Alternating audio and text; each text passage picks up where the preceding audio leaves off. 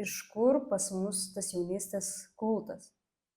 Ir jau čia aišku yra, kad sociumui tai duoda daug, raidai tai duoda daug, tiek emociniai, tiek psichologiniai, ir ten labai labai daug dalykų veikia.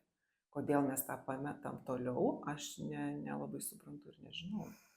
Aš senelius mačiau praktiškai tik, močiutė su skarelėm ir su tokiais tam tikrais aprangos kodais.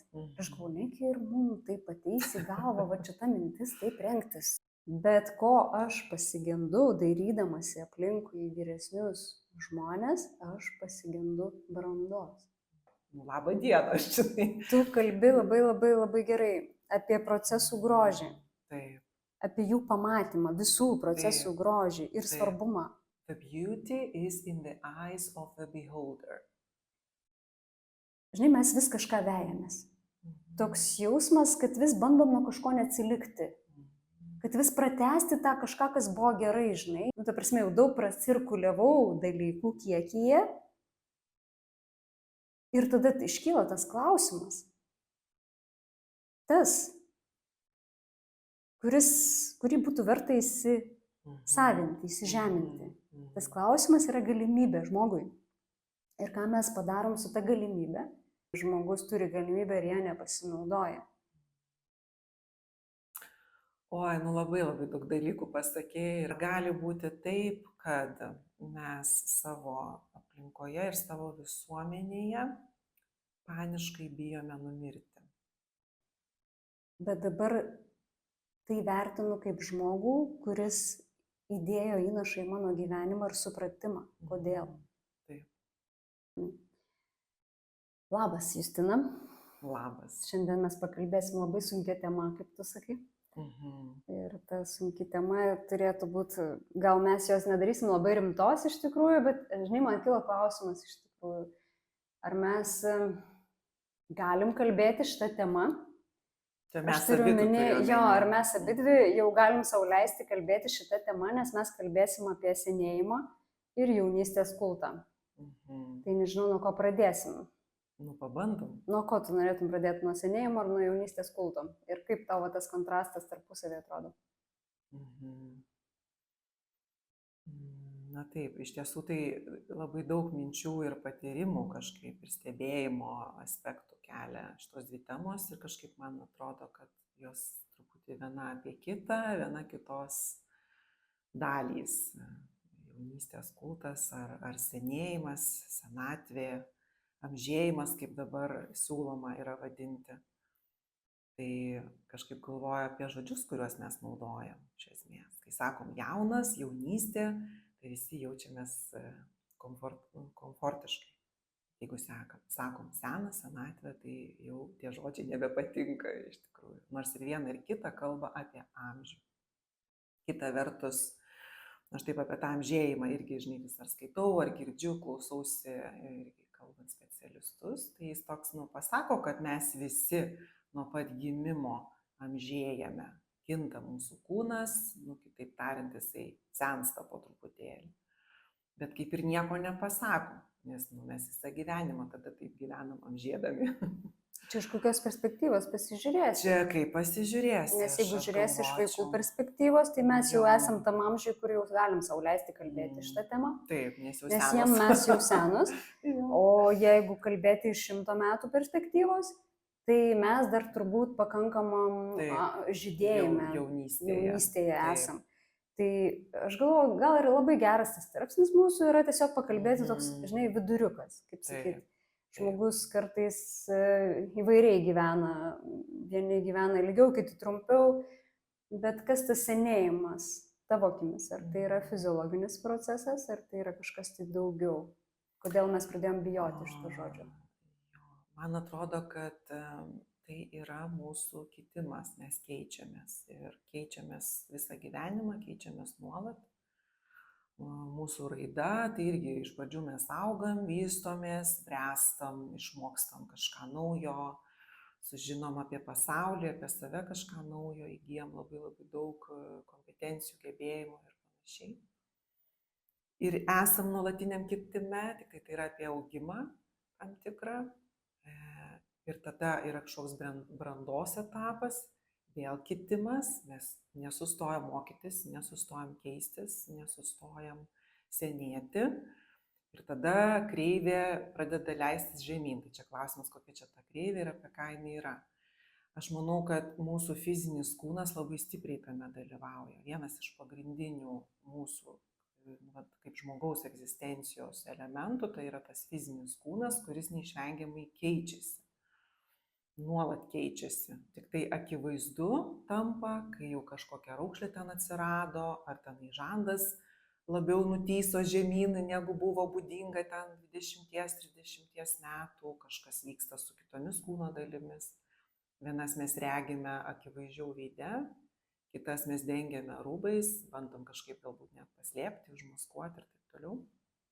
Ir kažkaip aš pastebiu, kad labai atsirado mūsų visuomeniai, nes čia dar kultūriniai skirtumai, aš manau, bus, jeigu imsime pasaulį, bet mūsų kultūroje, mūsų visuomeniai kažkokia baimė tarsi išsivyščiusi.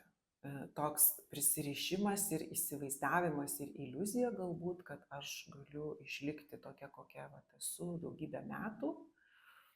Tai aišku, viena tai yra sveikatinimosi aspektas, o kita tai yra išvaizdos ir to vadinamo grožio. Ar ne? Ir man atrodo, kad žiūrėdami į žmogų mes matome kažkokią formą, kuriai keliam savo įsivaizduojamus reikalavimus ir nebematome turinio to žmogaus. Man atrodo, tada to senėjimo, viena iš baimės kilmių, tai tarsi aš kažko netenku, aš kažką prarandu. Ir tai yra apie išvaizdą, apie išorę. Vystų, ar ne? Ir kadangi mes čia kalbėjom prieš kažkiek laiko apie kūno raštingumą, tai mano manymu jis yra žemas mūsų kultūroje. Mes sąlyginai apie savo kūną mes esame neraštingi, žinome mažai. Gerai, kai norim sužinoti daugiau. Bet tas raštingumas, supratimas, kas mūsų viduje vyksta, kas mes tokie esame, koks yra mūsų vidinis turinys. Jeigu mes to nematom, tai mums labai baisu tada pasidaro, aš taip įsivaizduoju, besikeičiantis kūnas. Ir tai čia, viena tai yra, kas yra apie mane, o kita, kaip į mane reaguoja aplinka ir žmonės. Ir, tarkim, susitinki, ką nors ir sako, o, tu visai nepasikeitei, atrodai kaip prieš 10 metų. Ir dabar klausimas, čia yra komplimentas ar čia yra antikomplimentas? Nes jeigu mes žiūrėtume, iš žmogaus išorės pusės, wow, kaip fainai, aš nepasikeičiau, aš tiek pačia jauna ir ten dar kažką. Tačiau, ką sako tie žodžiai? Tai ką aš veikiau tos 10 metų, jeigu aš nepasikeičiau? Ar aš negaliu keistis? Jeigu yra žilų plaukų, tai greitai mes juos uždažykim, užmaskuokim, kad matytųsi, kad aš vis dar tiek pat jauna, jeigu yra ten kokia raukšlė, tai patemkim, pakelkim. Ir aš to jokių būdų neteisiu ir nesakau, ar tai yra blogai ar gerai. Tiesiog pastebiu, kas vyksta. Dedam daug pastangų, bet kur yra turinys? Apie ką yra žmogus, apie ką yra tie 10 metų, 20 metų. Tai gal aš visgi pasikeičiau, aš gal norėčiau būti pasikeitus gerąją prasme, kad aš mačiau, patyriau, išmokau, skaudėjo, džiaugiausi ir kad tai neišvengiamai keičia mano kūną. Tai aš manau, kad mes norime sužinoti, norim patirti, norim būti išmintingi ir išmintingos, bet nenorim, kad keistųsi kūnas. O keistis yra neišvengiama, nes kūnas atspindi mano gyvenimo turinį. Įkvėpk, dabar taip daug pasakė, aš tau pasakysiu dar tą patį, dabar aš galvoju, kurią tavo vietą sureaguoti. Ten ir buvo ir apie turinį, ir kas mes, ir ten, ir visa kita, ir visa kita. Paskaidykim truputėlį. Gerai, nuo to, kad ar tu manai, kad taip visuotinai yra tik Lietuvoje ir kažkur kitur yra kitaip, ir tu matai, stebi tą reiškinį kultūrinį, kur mes nesugebam susitvarkyti, ir jaunystės kultas, kurį mes pradedam vadinti kultu, turbūt senai jau šitas terminas atėjo. Ir kodėl mes kultivuojam kūno nepokytį ir ko mes neižvelgiam tam turinį.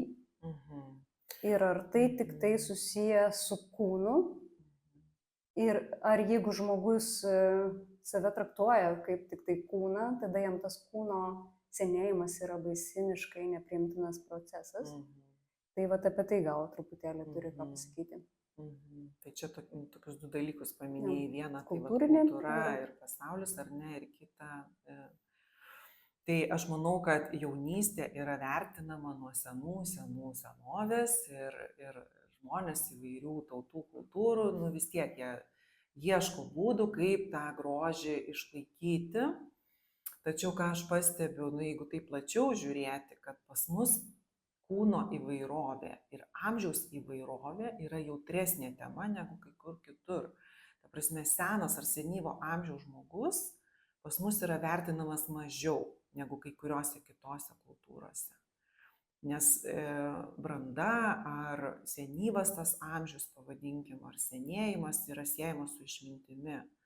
Bet aš nugyvenau kažkiek metų, aš kažką patyriau, aš kažką sužinojau ir aš galiu papasakoti kažkam kitam, ar pasidalinti savo gyvenimo istoriją arba laiku ir vietoj patylėti.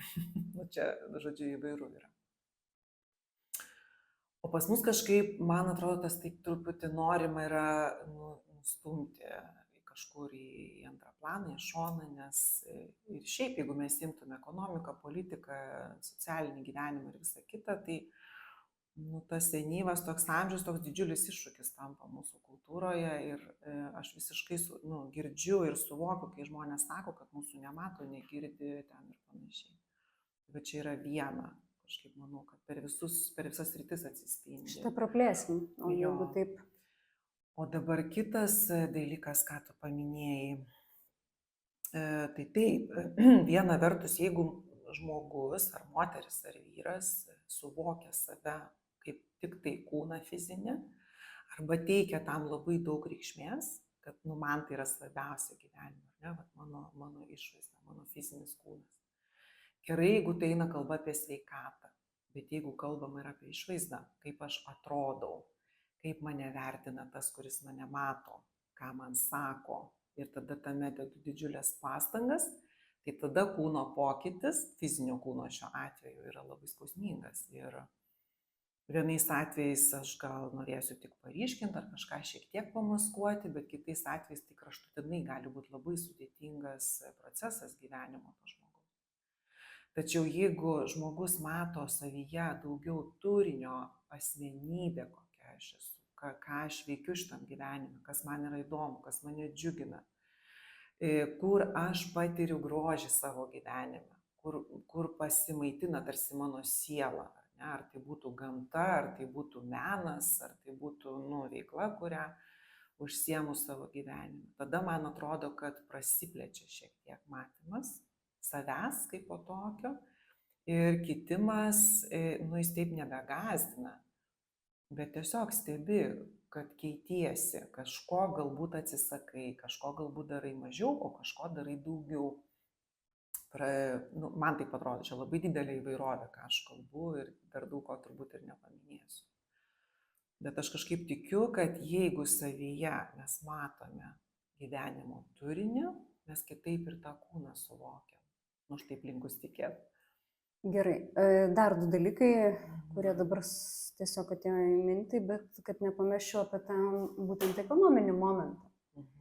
Galbūt tu teisingai kalbi, kad ten, kur mūsų nėra, kitose šalise žmonės tiesiog darbingi ilgą laiko tarpą, aš turiu omeny geidžiami darbe ilgą laiko tarpą. Darbingi yra ir pas mus Lietuvoje, ir labai stipriai darbingi turbūt.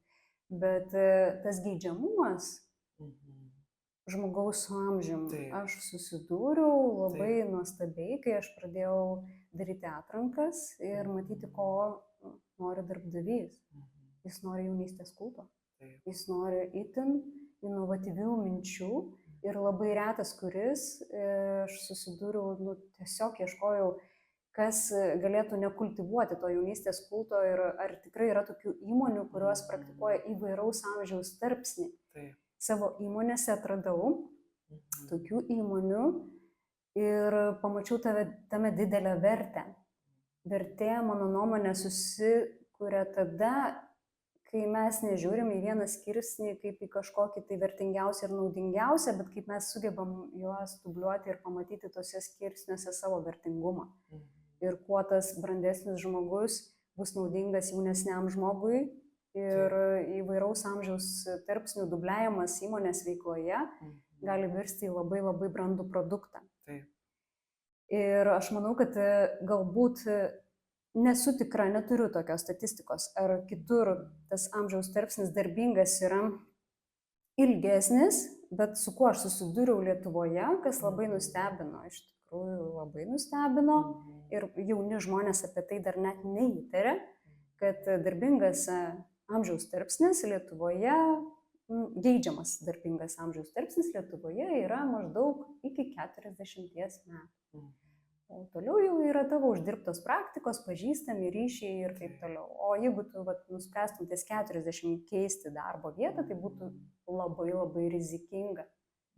Ir su tuo lik ekonominiu veiksniu, aš manau, atsiranda tas momentas, kuris tą jaunystę vis tik iškelia ant pedestalo, nes aš tampu negeidžiamas.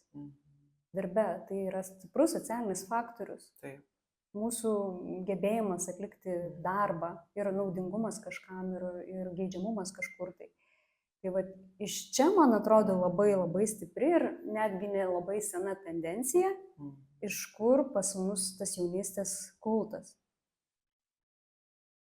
Aš tai tik spėliočiau turbūt, nes labai ko gero, kad komplikuotos yra, ne tai kad komplikuotos, kompleksinės aplinkybės, kurios sukuria apskritai mūsų mentalitetą ir mūsų suvokimą, kada aš esu vertingas, kada aš nebesu vertingas, ir apskritai tą jutimą mano pačios vertės.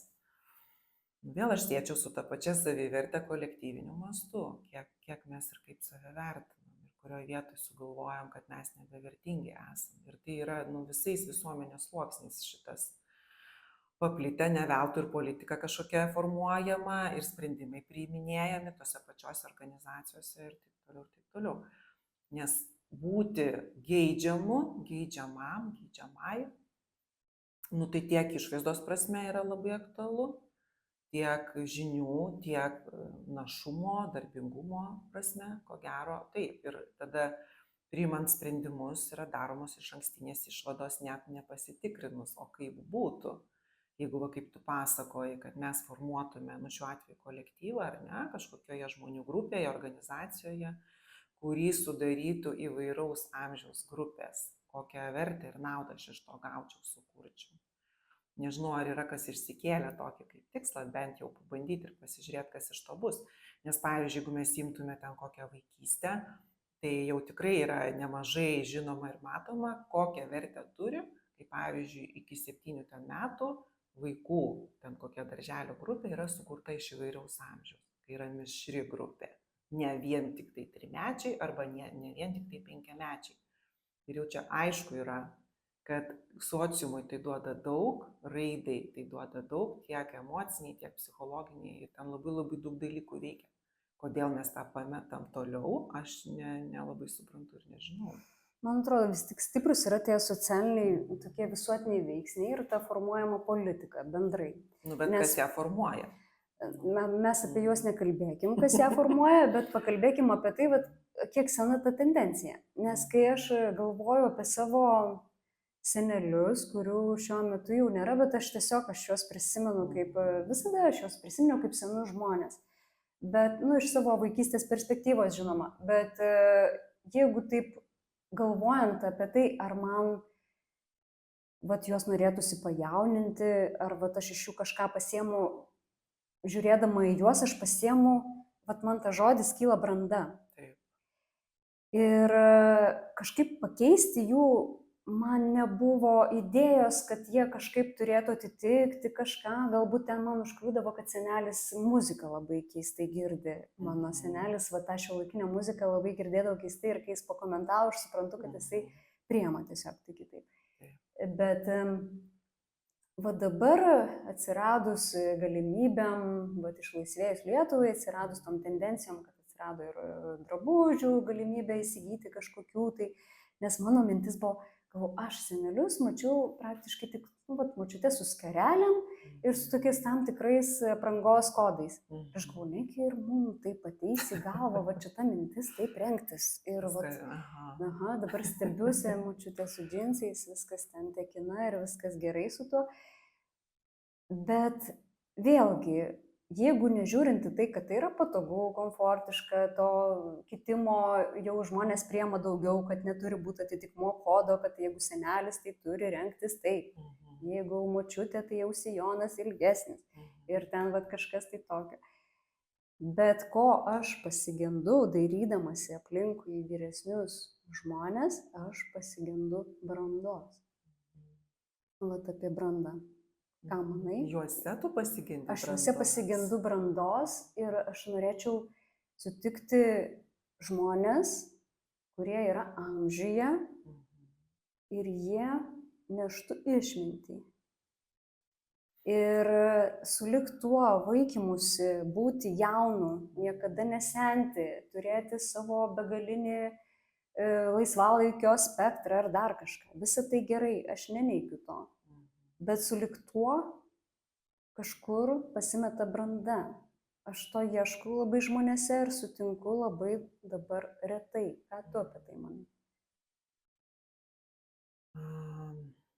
Dabar tokios kylančios mintis iš karto tavęs beklausant, kad klausimas, kiek žmonės save pažįsta ir kiek leido save pažinti, kad ta branda, iš ko jinai atsiranda, branda.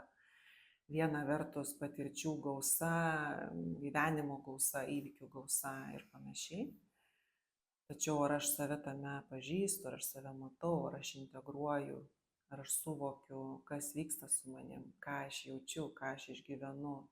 Man atrodo, kad ta vyresnė karta ar kelios kartos yra išmokę nematyti, negirdėti to vidinio savo pasaulio. Tikėtina, kad jis yra per daug skausmingas ir skausmingas. Ir tada, kai aš neišsityrinėju savęs, nepamatau, neįsisąmoninu, neintegruoju, man taip atrodo, kad aš ir negaliu sugeneruoti tos tokios brandos, kurios, pavyzdžiui, tu ieškai, ar ne, ar lauki, tikiesi iš tų žmonių. Tas raštingumas yra emocinis raštingumas, yra kūno raštingumas, dvasios raštingumas. Ir aišku, yra visokių tų žmonių. Ir yra tokių, pas kuriuos ateisi ir klausi patarimo, arba tyliai sėdėsi ir klausysi. O yra tokių, su kuriais, kaip ir nelabai gal ir norisi, ar yra apie ką kalbėti. Bet man atrodo, tame ne tik amžius figūruoja, bet tiesiog kiek žmogus yra įkūnijęs į save, į savo visus būties sluoksnius, tai, ką jisai patiria šitame gyvenime. Tarp kitko, branda, tu gerai sakai, branda yra tas žodis, kuris taikomas bet kokiam amžiaus tarpsniui. Taip, būtent. Ir netgi labai suvokimas skiriasi to, ką mes laikom branda. Galbūt dabar galvoju, gal aš neteisingai tada užvadinau. Su amžium galbūt aš ieškau tada išminties. Aš ją siejau su branda ir man labai skamba tai, ką tu pasakei, kad žmogus turi įsisavinti procesus, įvykusius su juo, nes jeigu jis jų neįsisavina, tai nevirsta išmintimi ir branda. Nes kiekvienam amžiaus tarpsniui vyksta dalykai, kuriuos įsisavinęs tu gali tai susivokti juose kaip brandoje, nes jie brandina. Taip. Kiekvienas tarpsnis gali būti brandoje, tik tai identifikuojamas jisai kaip ir tas sąmoningumas. Ir dabarties momentas mes labai turim skirtingų supratimų, kas tai yra. Tai šiuo atveju, nežinau, tu nepasigendi išminties dabartiniuose žmonėse, kurie jau turi nugyvenę tam tikrą amžiaus tarpsnį. Mano atveju, aš manau, esu gavus labai didelę gyvenimo dovaną, kalbant apie tas močiutes. Aš vienintelę močiutę pažinau iš savo senelių. Ir tai, ką su ją patyriau, nešuosi per visą savo iš tikrųjų gyvenimą, tai būtent jinai gerbė jaunystę ir gerbė brandą ir gerbė senėjimą ir senatvę. Ir ne tai, kad ten žodžiais ar kažkuom, bet aš galėjau visų savo kūnu ir visų savo buvimu su ją kartu kalbant, aš jaučiau, kad jinai klausosi manęs ir nesako, ką tu čia piplė, maždaug čia pasakoji, nieko tu dar čia nežinai, palauk, pagyvensi, sužinosi. Ta prasme, kad jinai klausėsi manęs ir su ja aš galėjau išgyventi, kad tai, ką aš sakau, yra vertinga. O tuo pačiu aš klausiausi jos, nes tai, ką sakė jinai, man irgi buvo vertinga. Ir tarp mūsų vyko tokie, labai, sakyčiau, ypatingi mainai ir per tai, čia mano asmeninis toks yra kelias, pas mane susiformavo toks visiškas, sakyčiau, priėmimas, kad žmogus yra žmogus. Įvairiuose amžiaus tarpsniuose. Ar jam taip 5, ar jam yra 15, ar jam 50, ar jam 110. Ta prasme, kad tai yra žmogus, jo kūne, jo būty visoj gyvena jo gyvenimus. Jis kažką matė, kažką girdėjo, kažką patyrė. Ir tai yra svarbu, tai formavo ir formuoja to žmogaus, tai kaip jis atrodo, kaip jisai galbūt ten rengiasi, kokios jo vertybės, ką jisai veikia, kas jam yra įdomu. Ir mane tai žavi. Bet čia gal nežinau, ar iki galo atsakau į klausimą, bet mano toks yra priėjimas prie žmonių, kad nematuoju aš to amžiaus ir man būna labai netgi stebina, kad tik išgirsta ten kiek metų ir jau čia kažkas tarsi suvirpa. Tai taip, fiziologiškai mums yra svarbus tas amžius, nes ten keičiasi kūno parametrai, ten hormonai keičiasi, dar kažkas keičiasi, storėjam, plonėjam, sausėjam, ten raukšlėjamės, žodžiu, žylam ir taip toliau, ir taip toliau. Ir taip yra visoje gamtoje. Labą dieną, aš žinai. Tu kalbi labai gerai apie procesų grožį. Taip. Apie jų pamatymą, visų procesų grožį ir svarbumą. Ir va čia tas pamatymas, kad ne tik jaunystė yra graži, ir plus tai yra sąlyginis dalykas, kas yra jaunystė ir ties kuria vieta tai baigėsi, bet kad visi tie tarpsniai verti būti gražūs. Jie turi savo sodrumą kiekviename tarpsnyje, tik mes į juos nežiūrim. Kodėl? Yra toksai posakis, jisai anglų kalboje. The beauty is in the eyes of the beholder. Reiškia, grožis yra mano akyse. Tai dabar, ką tu sakai, tai išvertus į lietuvių kalbą, kad per mano akis, kai aš regiu kažką, taip ir gimsta grožis. Ar aš tame matau grožį, ar jo nematau. Ir tai yra ne apie objektą, o tai apie tai, kaip aš žiūriu, žinai. Tai čia yra viena. Tai kaip mes žiūrim dabar taip išėmė? Man, žinai, atrodo, kažkokios labai daug yra, kokį čia žodį parinkti, gal net manipulacijos, kaip mes apskritai aplink save matom informaciją, informacinį lauką. Nes man dabar, žinai, ateina toks vaizdinys, kokia nors kremo reklama, ne? Ir yra sulyginti du veidai. Vienas labai super jaunas, o kitas labai super susiraukšlėjęs. Ir jeigu tu nusipirksi šitą kremą, tai iš to super susiraukšlėjusio tavo bus toks veidas. Čia kaip pavyzdys, ar ne, kalbant apie vaizdinį. Ir labai geras pavyzdys. Ką tai kūrė mano sąmonė? Mano sąmonė tai kūrė, kad aš geidžiu šito kremo, nes aš geidžiu šitos jaunystės. Ir aš nenoriu matyti šitų raukšlių. Anksčiau reklamuodavo tik tai pagyvenusios moterys. Dabar pastebėjau, ne per seniausiai, kad šitų kremų jauninančių reklamose jau naudojamos jaunos moterys iš karto. Aš pastebėjau kitą reiškinį, kad save jaunina paauglės, kad save jaunina, tarsi kažkoks yra išsivystęs toks kolektyvinis paternas save jauninti. Čia netgi taip iš anksto jau pradedam jauninti, nespės 15-16 metų ir ten 18, ten 20 keli metai. Aišku, tai nėra turbūt taip sąmoningai mąstoma, kad aš jau čia senstu, tai tikrai ne. Bet elgesi, kai žiūri, elgesi, kai žiūri, tai vienaip atrodo, kai nori, pavyzdžiui, paryškinti savo bruožus ir tą išskirtinumą, autentiškumą, tai yra vienoks elgesys, o kitoks, kai nori kažką savyje sukontroliuoti, tarsi paslėpti, tarsi, ir man toks pala. Bet tai jai yra ten 17, 18 ar 20 keli metai, tai apie ką čia? Bet jeigu pažiūrėjus į šitą prizmę iš savirūpesčio, ta prasme, iš savipriežiūros tos, šito vat kulto, ar ne, kad kas blogai, ašgi save prižiūriu. Nu, ta prasme, aš rūpinuosi savimi, jau iš anksto pradedu vadėti pastangas tam, kad kažkaip atrodyti ilgiau, atrodyti kažkaip. Ar vat gerai, išskirkim tą vyrišką moterišką tendenciją, tada šitoj vietoj. Moterisgi labiau linkę tęsti šitą kultą, nors dabar bendrai gal ir vyrai labiau. Manau, kad visi daugiau ar mažiau, tik tai kadangi mūsų organizmai ir funkcionuoja truputį skirtingai ir veikia, tai skirtingi tie kontekstai, bet rūpi tas geidžiamumo, sakyčiau, momentas. Geidžiamumo, kad aš būčiau geidžiama, ar aš būčiau geidžiamas. Ar tai yra toksai abipusis geidžiamumas, ar vis tik vėlgi kažkoks tai diktuojamas visuotinis ekonominis faktorius geidžiamumo? Ar apskritai čia toks geidžiamumas? Man atrodo, kad čia viskas su viskuo labai susiję ir net sunku būtų atskirti. Paklausumas rinkoje, žinai, tai vadinasi dar paklausumas. Taip, nes čia ir su evoliucija netgi yra susiję ir su tuo, kaip mes renkamės partnerystę savo gyvenime. Irgi susitinkam, naują žmogų, susipažįstam. Kas yra svarbu. Pirmi ten mėnesiai vaikštomi pasimatymą. Kur mes dedam akcentus. Čia jau net nebesvarbu, kuriame amžiuje. Labai tikėtina ir labai dažnai į išorę, į išvaizdą, kaip aš atrodau. Save pateikimą.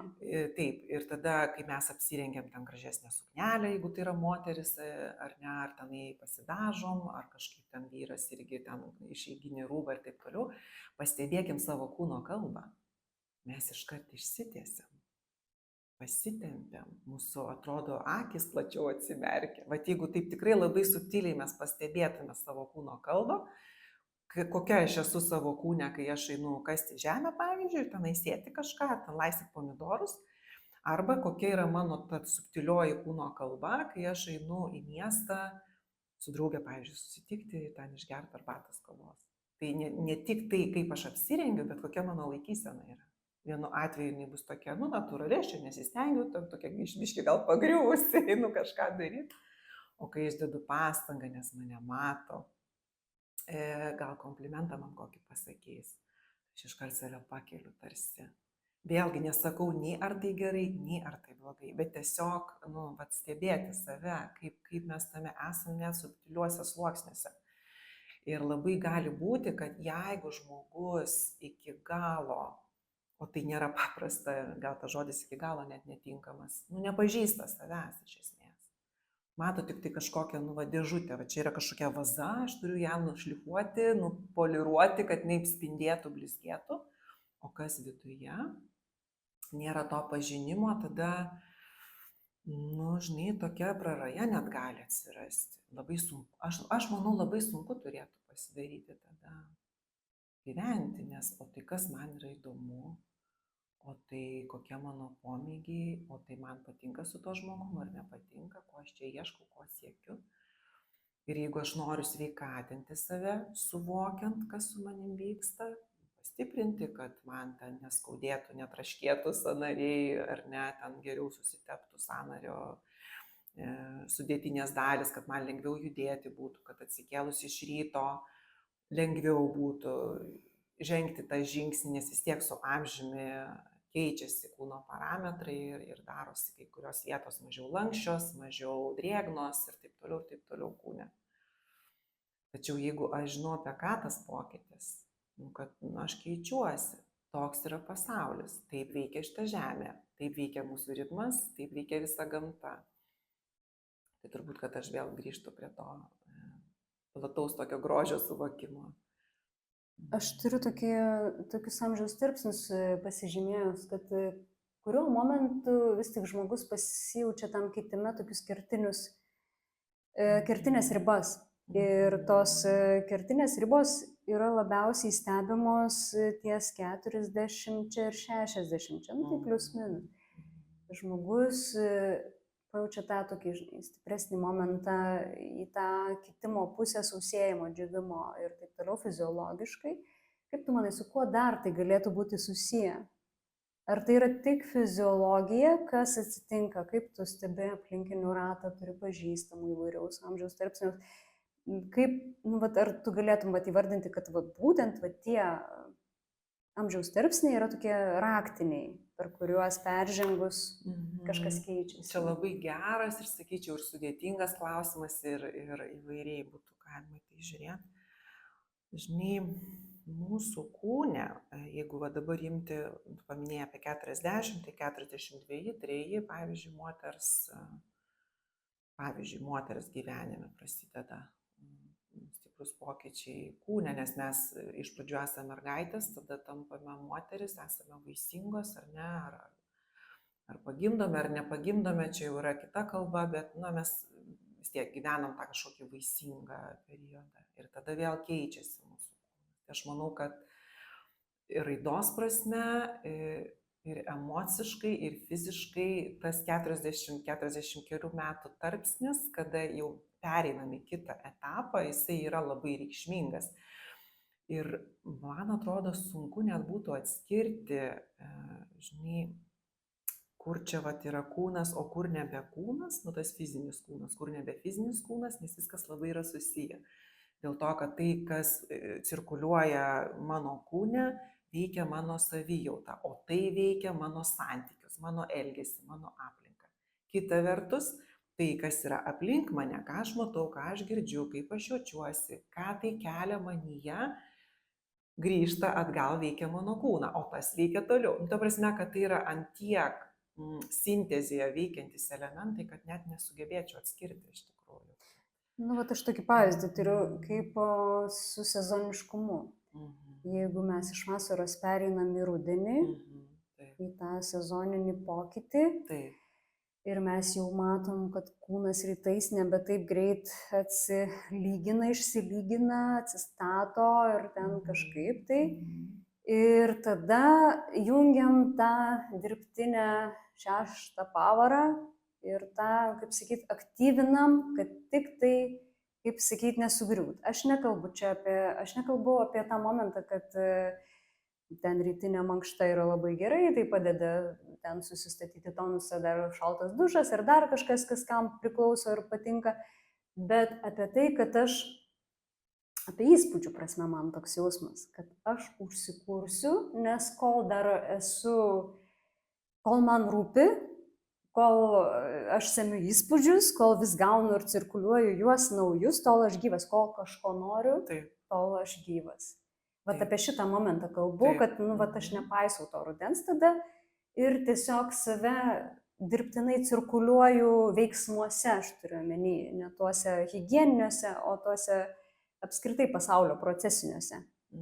Kad aš užsikuriu pozityvą, aš galiu, aš savo pasižiūriu į veidrodį, aš pasakau savo, įtikinu, kad aš jaunas ir aš reikalingas ir einu į pasaulį ir ten demonstruoju tą ne rudenį, o maždaug pavasario gaires. Ką tu apie tai manai?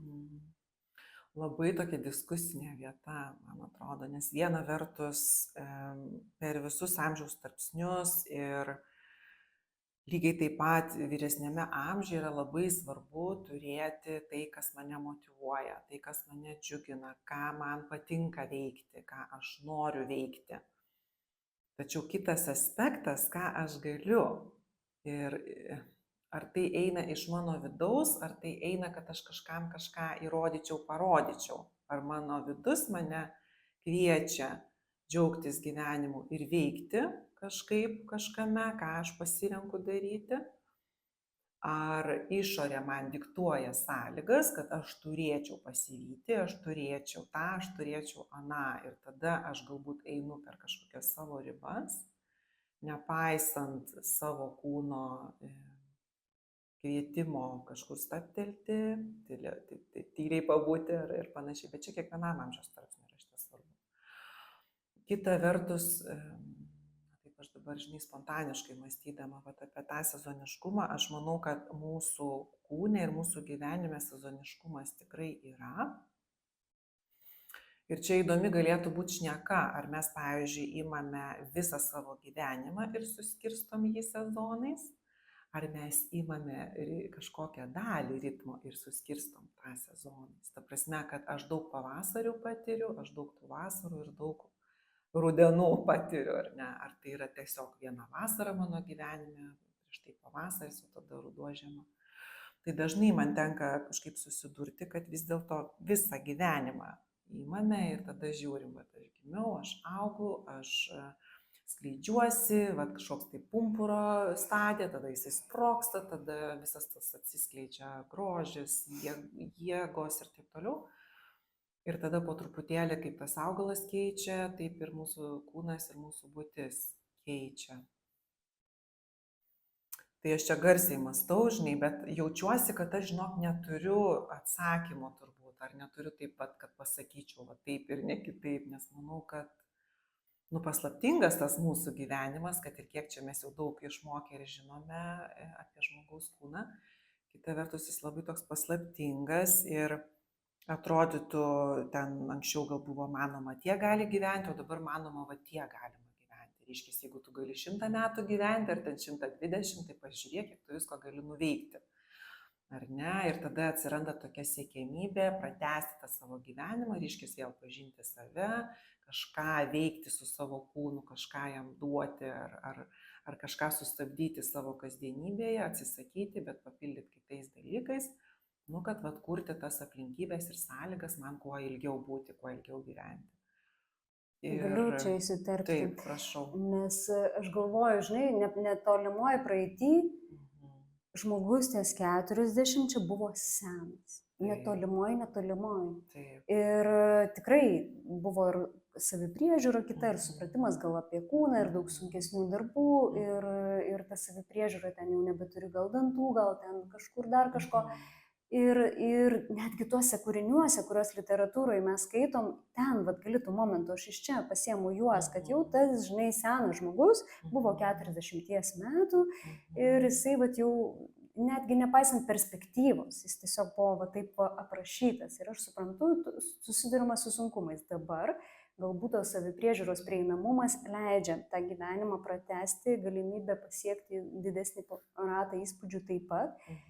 Bet vien tik įspūdžiais neužsimaitinsi to pakankamumo. Aš turiu omeny, kad mes kalbam apie tokius dalykus, kaip kad netgi vieni kitiem padiktuojam ir neleidžiam, kad, žinai, tai tu nebegali, nebejudi, tau vis daugiau pagulėti reikia, ar ne? Ir tu savo kažkaip skambini tais varpeliais viduj, kad tikrai, tai gal aš jau čia taip anksčiau galėdavau, dabar jau nebegaliu, reikia aktyvinti save.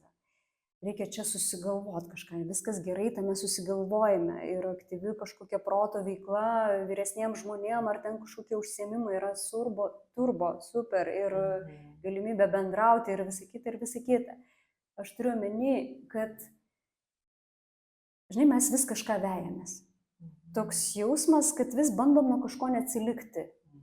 Kad vis pratęsti tą kažką, kas buvo gerai, žinai, jeigu aš, pavyzdžiui, galvojau, kad studentavimo laikotarpis ten buvo super, gal vienas geresnių mano gyvenime, bet jeigu žmogus sustoja ir įsivertina, nepaisant to, kad aš galiu šokinėti ir jaunystėje ant batuto ir dabar galiu šokinėti, ar ne, aš galiu sau leisti dėl kažkokių tai savo fiziologinių savybių ar dar kažko genetikos, gal nu ar šiaip sau galiu leisti ir man nėra kažko, kas man pasako, tai kaip tu čia dabar sau leidi, tai aš turiu omeny, kad jeigu aš sustoju ir įsisavinu ir šitą laikotarpį, kuriame dabar esu, aš galiu tame pamatyti grožį. Ir man nereikia tempti studentavimo laikų prie savo amžiaus dabarties ir galvoti, kad gyventi nostalgiškai ir bandyti tą nostalgiją atitempti į dabartį arba ją bandyti iš vis datempti iki senatvės. Aš turiu omeny, kad to nereikia.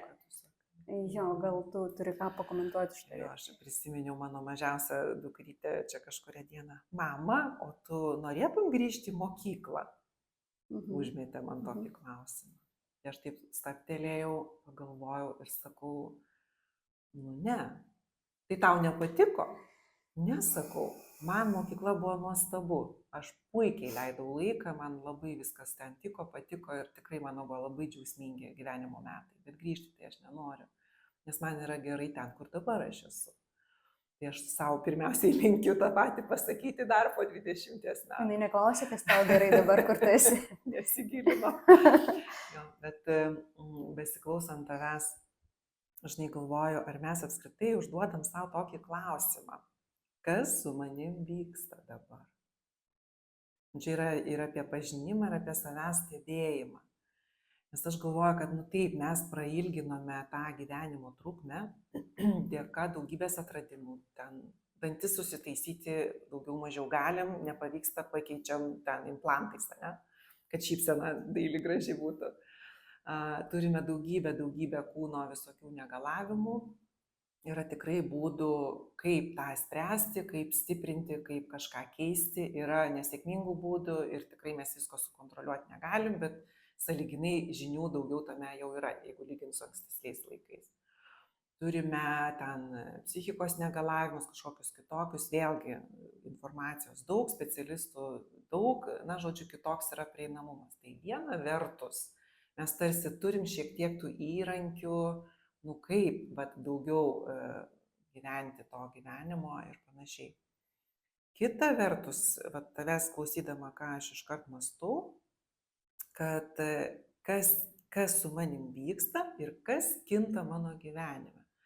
Ir man atrodo, kad keičiasi mūsų ritmas.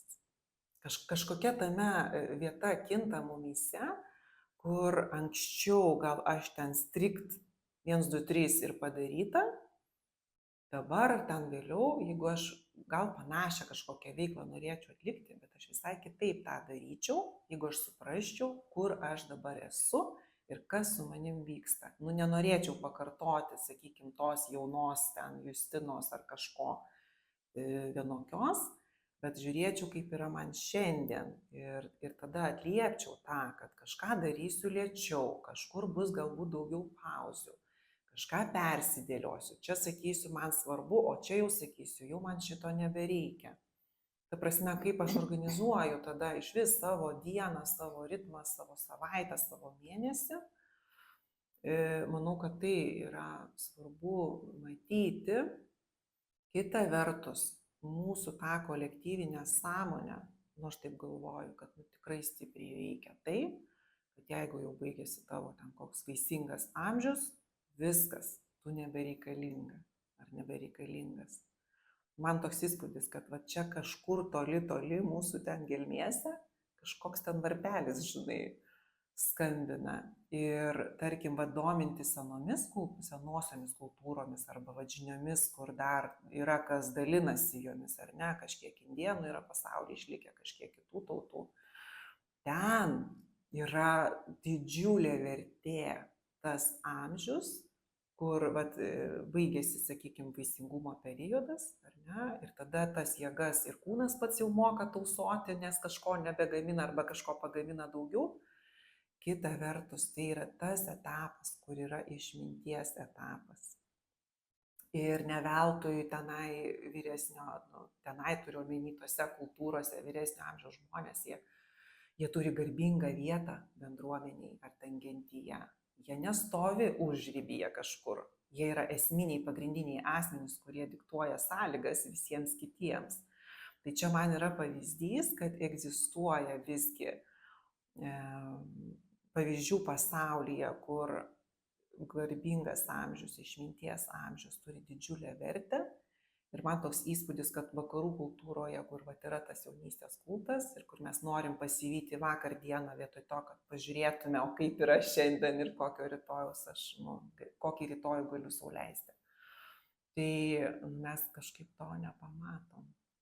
Dabar aš girdžiu, kad išmintis tapo nebepopuliari ir netgi savotiškai nebereikalinga. Žinai, dėl ko aš taip mąstau? Kažkaip atėjo tokia mintis, žinai, kodėl nepatogus žmogus tampa su išmintimi, kodėl jinai nebekultivuojama, kodėl išmintis tapo, ne kultu, jaunystė tapo kultu, ne? Tai, paimkim praeityje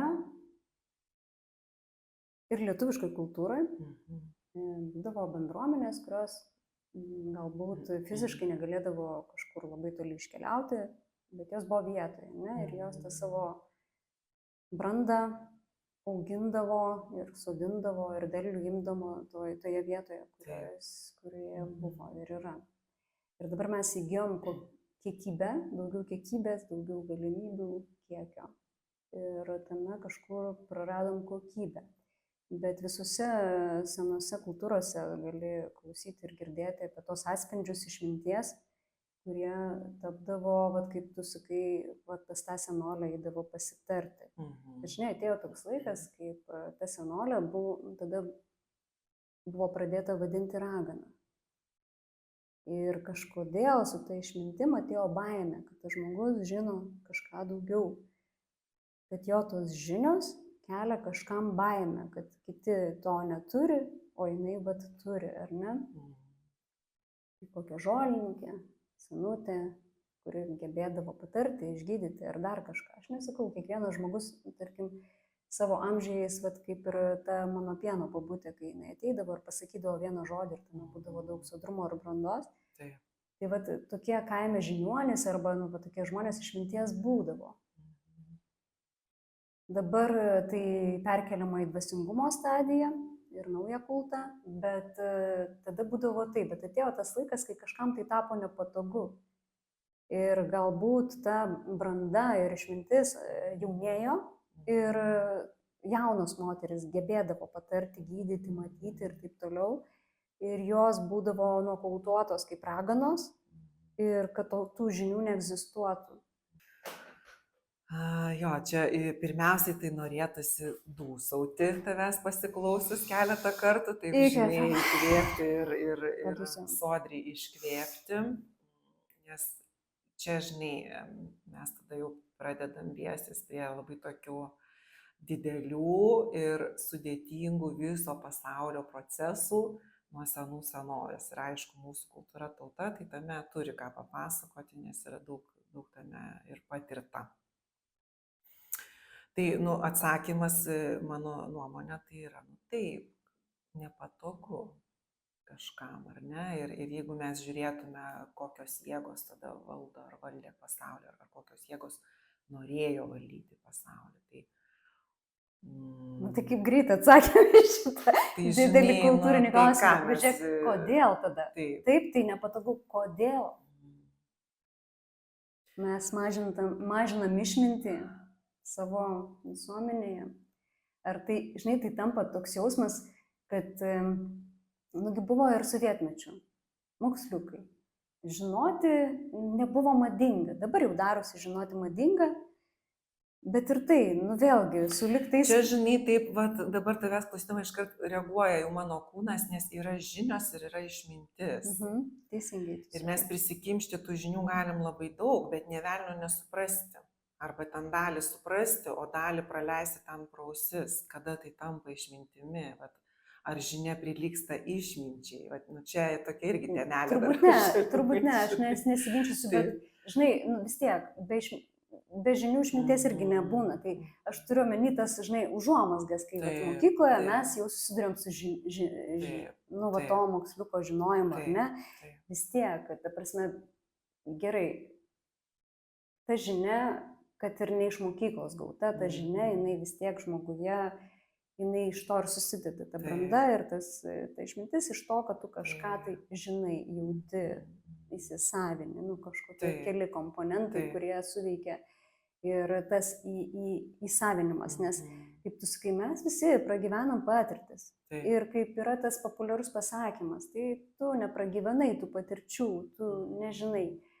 Iš kitos pusės ir negali žinoti, aš savo, tarkim, su vaikais kalbėdama, aš suprantu, kad yra tame tiesa, kad žmogus, jis ir neprivalo turėti tokių patirčių, kokias aš galbūt jau turėjau, bet mes ir kalbamės tada kažkokiais tai skirtingais momentais, aš iš savo patirčių, jie iš savo patirčių, bet nuo to, kad jis neturi tos patirties, tas pokalbis netampa kažkokias tai ginčas, arba mes negalim kalbėtis dėl to, kad mes turim skirtingas patirtis. Nes, žinai, gal buvo tas momentas dar taip užkultivuotas, kad tas, kuris žino, sako, o tas, kuris nežino, klauso. Dabar jau jau vyksta diskusijos, debatai, pasilyginimai, kiek kas žino ir vat gal dėl to ta išmintis kažkur nueina į antresnį planą. Šitokių minčių primėčiau. Taip, aš turbūt, kad irgi prielaidomis galėčiau kalbėti, kad ir kokie įspūdžiai būtų stebint tą pasaulį, stebint žmogų, jo raidą ir panašiai. Nu, va tas jo klausimas, kas čia nepatogu yra, žinai, nes, nu, baugina, aš galvoju, kad baugina žmogų, kitas žmogus, kuris kažką mato, kažką žino, kažką supranta, kalbasi ten su kokiais medžiais, ar iš vis ten prieina prie tų medžių, ar ten pastovi šalia miško, prieš įžengiant į tą mišką. O tada kitas stebi ir galvoja, tai ką čia daro? Nu, ta prasme, kad tai baugina. Kodėl tai baugina? Tai čia labai galima kapstytis giliai. Žinai, ko nežinom, tas baugina. Kitoje temoje pakalbėsim. Sukontroliuoti, čia jau yra visai kita tema. Jo, aš tai galvoju, vat, žinios, išmintis, kai žinau, tai žinau, kas tas mano vidinis žinojimas, kada ateina išmintis. Tavęs klausydama, iškart kažkaip mąstau, kad tai tampa mano istorija arba tai tampa mano kūnu. Aš įkūniju žinias ir tai tampa mano išmintimi, kurią aš galiu pasakoti ir galbūt pasidalinti su kitais žmonėmis. Aš ir galiu tada sakyti, aš žinau. Arba aš tai patyriau, aš tai perėjau. Ir kiekvienas žmogus, ko gero, dalinasi savo istoriją. Ir man atrodo, kad tavo istorija ir yra ta tavo išmintis. Nes tai tampa tavo būties dalimi, tai tampa tavo kūno, tai tampa tavo dvasios dalimi. Ir tai yra labai labai stipru. Nepaisant amžiaus. Taip, nepaisant amžiaus. Tik tai, kad mes daug visko patiriam per tą gyvenimą. Ir dėl to man atrodo, kad vyresnis amžius yra tas amžius, kur yra labai tokios, turėtų ar yra daug išminties ir galios tame, nes aš tą patyriau, aš tą sužinojau, aš tą išmokau, tai tapo mano istorija. Ir man atrodo, kad jeigu mes jauni, ne jauni, bet apskritai žmonės gebėtume žmogaus kūne regėti istoriją, va šita raukšlė yra apie tai ir šita raukšlė yra apie tai. Aš čia taip truputį gal metaforiškai, bet turiu omeny, kad suvoktume, kad ta raukšlė ar kažkoks ten kūno linija kreivė, jinai yra, nes tas žmogus, vyras ar moteris, buvo kažkur, kažką patyrė. Gimdė, kentėjo, džiaugiasi, liūdėjo, verkė, keliavo, matė, nematė ir taip toliau, ir taip toliau. Ir vėlgi čia aš grįžtu, ko gero, prie pažinimo. Kaip mes iš vis suvokiam tai, ką mes matom. Ar žmogaus, va, tas, ką aš matau, čia yra dėžutė, kurią pastumsi, patrauksi, uždarysi, užklijuosi ir uždėsi širmą. Ar tai yra gyvybė, visa jos pulsacija, su visa jos gelme. Ir tada, jeigu mes tą išmoktume matyti, aš manau, kad mes atrastume ir tam vyresniam amžiuje, ir senyvam amžiuje labai labai didelius klodus iš tikrųjų. Ir tada klausimas, o kaip su tuo būti, kaip išmokti vertinti, kad ir mūsų visuomenė. Va čia kyla man mintis ir kodėl mes nevertinam. Tada aš pagalvojau, ką mato jaunesni žmonės senyvose. Žinai, ką jie mato? Jie mato patirtis, kaip tu sakai, kurių galbūt žmogus negebėjo padaryti savo kūnu. Taip. Ir tada jisai galvoja, kad aš gebėsiu, aš nenoriu taip.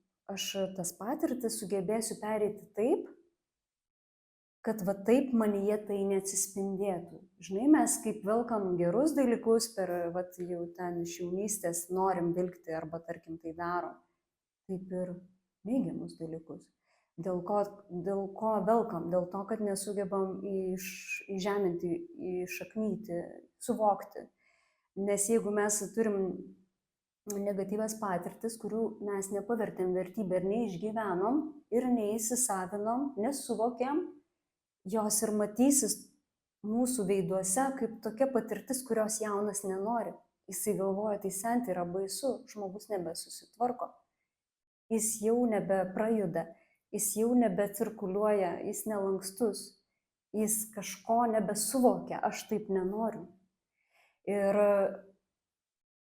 vėlgi, žinai, jeigu mes varomi visuomenę pradėtą varyti dideliu kiekiu, kiekybę įspūdžių ir ta varomoji jėga ties kažkurio amžiaus tarpsnio, vėlgi aš atsiremsiu ties tuo 40 ar netgi gal anksčiau, jinai pradeda būti tokia, kad, nu, tai palauk, aš jau tą padariau, jau tą pamačiau, jau daug padariau, jau daug išgirdau, suvokiau ir ten ne tai, kad suvokiau, bet, nu, ta prasme, jau daug pracirkuliavau dalykų kiekyje.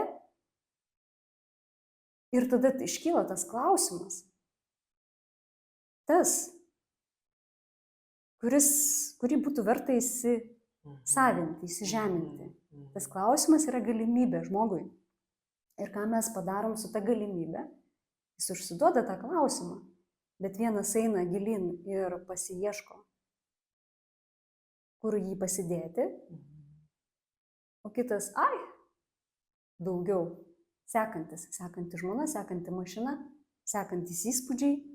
Žinai, tas etapas, kur būdinga žmonėm kažką keisti, atrasti naujo. Ir jis galvoja, aš pakeičiau seną nauju ir einu toliau. Aš galiu. Tai ta prasme, jis nepasiema tos galimybės. Ir aš turiu omeny, kad daug kas ties to amžium dabar susiduria su tokiam krizėm ir va čia prasideda ta mūsų senėjimo dalis. Ir tie, kurie įsivaizduojamai pracirkuliuoja tai su jaunystės kažkokiais tai naujais, šviežiais parametrais, jie galvoja, dabar aš gyvensiu, taip aš toksai, šitoje kokybėje dabar aš gyvensiu iš naujo. Aš būsiu naujas žmogus. Prasme, va čia tas momentas, kai mes galim kalbėti apie tą amžių, kai žmogus turi galimybę ir ją nepasinaudoja. Oi, labai daug dalykų pasakėjai ir kažkaip viskas kelia ir pamąstymus, ir kūno reagavimo besiklausant. Ir, žinai, man dar atkeliavo tokia eilutė ir aš drįsiu ją pasakyti. Ar gali būti taip, kad mes savo aplinkoje ir savo visuomenėje paniškai bijome numirti? Dabar neanalizuosiu, kodėl, su kuo ir kaip ir apie ką tai yra, tačiau išstumiant iš savo gyvenimų galimybę, kad mes esame mirtingi, nes apie ką yra jaunystės kultas, dėl to, tai yra apie tai, kad aš esu nemirtinga, tokia iliuzija. Manau, kad mes nustumėm lauk būtent neišvengiamą likimo dalį, apie kurią žinių turi ar turėjo visos pasaulio tautos ir kultūros. Tik tai mūsų kultūroje, ir mes nesam vieninteliai, bet mūsų kultūroje yra išstumta, manau, tą galimybę. Ir tada senėjimas ir senatvė pasidaro nepatogus ta prasme, nes akivaizdu, kur tai veda. Kad ir kiek aš tų metų gyvenčiau, bet akivaizdu, kad mano gyvenimo procesas jisai turi pabaigą. Ir aš atsimenu, kai aš lydėjau į anapusinį pasaulį vieną iš savo artimų labai žmonių, ir mes kalbėjom apie tai. Ir man pasakė, sako, aš numirti tai nebijau, bet aš bijau išnykti ir manęs nebeliks. Tai reiškia, toks yra įspūdis, tikėjimas, kad neliks mano atminimo, neliks kažko manęs, bet šitam sociume nebebus. Čia labai didelė tema, bet aš manau, kad mes labai esam apie gyvenimą, išgyvenimą ir mes visiškai nieko nebežinom ir nebemokam apie mirimą.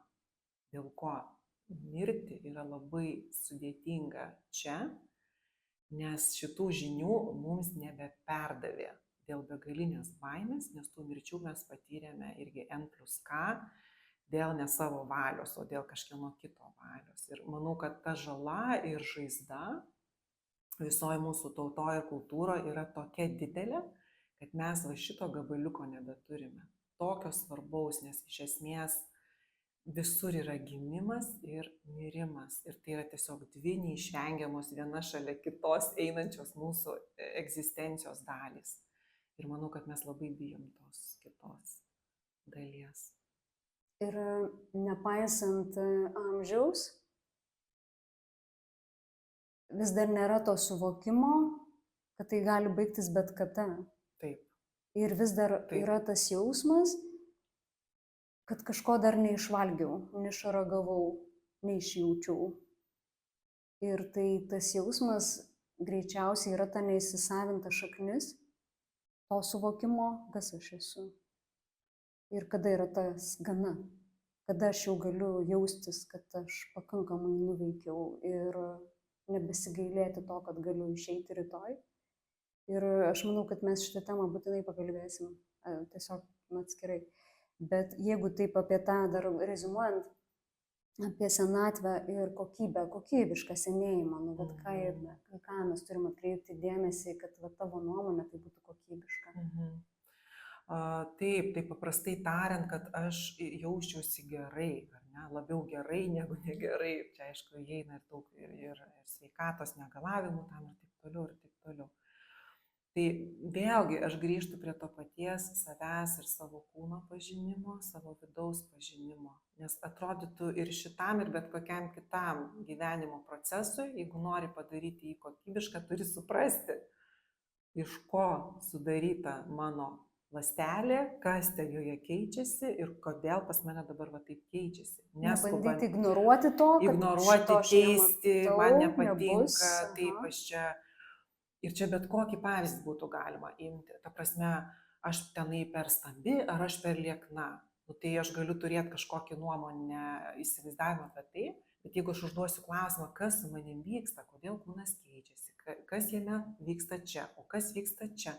Kai aš turiu tokias žinias, aš galiu pasirinkti, ką aš galiu padaryti, kad mano tas gyvenimas, kasdienybė būtų man lengvesnė, patogesnė, ar ne? Pažinti savo poreikius, pažinti savo pojūčius lygiai taip pat, pažinti savo aplinką, su kuo aš noriu leisti laiką, kur aš noriu būti, koks yra mano ritmas, nes mes visi turim panašų ritmą, bet tuo pačiu ir labai unikalų ritmą. Tai kas yra man būdinga? Reiškiasi, tas pažinimas man padeda ir padėtų susiplanuoti ir suprasti, ar aš ryte dabar tą veikti galiu ir norėčiau, ar aš galiu kažką kitą veikti. Bet man atrodo, kad, žinai, aš stebiu senukus, pavyzdžiui, ten kitų šalių, ne? Vos paeina jie, išlipa iš to savo kemperio, kokiam nors ten kalno papėdėje, ir jie eina ir ko gero, kad jiem tikrai skauda ir dar kažkas ten jiems yra, ir ten jau gal 80 ar kažkiek, ir jie žiūri į tą kalno viršūnę ir yra laimingi. Ir paskiau galvoju, bet tai va. Ir tada, kai aš tą pasakoju čia esantiems senyvo amžiaus žmonėms, tai tie, kurie leidžia savo keliauti, tai ne apie juos dabar, bet kiti man sako, ir tai yra dažna. Bet tai čia jie. Mes tai to negalim, nes pas mus, ir aš iš dalies tą suprantu, nes yra tikrai, pasakysiu drąsiai, apgailėtinos pensijos ir senyvo amžiaus žmonės iš vis neturi finansų praktiškai niekam, jie yra ant išlikimo ribos, tai čia tą mes žinome. Bet kita vertus aš galvoju, nu tai bet yra miškas, ne? Yra upė. Yra dar kažkas, tai aišku, televizorius, ten dar kažkas suvalgo tą dėmesį ir sukuria iliuziją, kad tu čia dabar, bent kažką veiki ir žinai. Tai ir aš galvoju, kad kažkas viduje yra labai stipriai sugriauta. Viena vertus nesugriauta, nes mūsų tautos dvasia yra išlikusi tikrai po be galo sunkių laikų ir išgyvenusi. Kita vertus, kažkas yra labai stipriai sugriauta, nes būtent užduodi klausimą, žinai, kaip padaryti, kad tas kokybiškas laikas būtų, bet ko gero vidinio resurso kažkokio nėra. Ar jisai pasislėpęs, ar jisai yra tiek sužeistas, kad man net į galvą nešauna, dabar nueiti pasivaikščioti ten prie kokios upės ir pažiūrėti, kaip jinai spindi saulės šviesoje. Reikia, kad ateitų kažkas ir sakytų, klausyk, gal tu eik. Arba einam kartu. Arba kitas momentas, kad jaunas žmogus norėtų leisti laiką su vyresniu. Tai čia irgi manau, kad dar mokytis mums ir mokytis. Ir vienetai yra, kurie džiaugiasi tuo ir tą daro. Ir yra dabar ir ta pati sidabrinė linija, ar ne, kur ten draugauja žmonės, skambinasi ar susitinka ir panašiai. Tačiau taip, jeigu jau visuotinai pasižiūrėti, tai mes nebemokam leisti laiką, mes kantrybės neturim. Jaučiamės našta vieni kitiem.